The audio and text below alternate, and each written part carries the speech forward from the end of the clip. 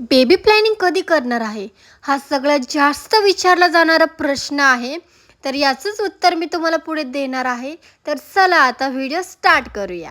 तर झाले ना तुमच्या लग्नाला 2-3 वर्ष, कधी करताय प्लॅनिंग? असे खूप जण आम्हाला बोलत असतात. माझं तर या गोष्टीवर स्पष्टपणे उत्तर आहे, अजून 3-4 वर्ष तर नाहीच. कारण की आमच्यावर जी वाईट वेळ आली होती किंवा आमच्यावर वाईट वेळ चालू आहे, ती आम्हाला आमच्या फ्युचर बेबीवर कधीच येऊन द्यायची नाही आहे. कारण की आम्हाला फायनान्शियली आणि इमोशनली खूप स्ट्राँग व्हायचं आहे अजून तरी. फक्त बाळाला जन्म देऊनच आई-बाबा होता येत नाही. चांगले आई-बाबा बनण्यासाठी पहिले आपण फायनान्शियली खूप स्ट्राँग असलं पाहिजे. तरच आपण त्या येणारं बाळ आहे, त्याच्या सगळ्या गरजा, त्याचे सगळे हट्ट पुरू शकतो. आम्हाला तरी अजून असं वाटतं, की त्यांनी आमच्याकडे कोणता पण हट्ट केला, तर आम्ही तो पूर्ण करू शकलो पाहिजे. लगेच तर नाही, थोड्या दिवसांनी तरी.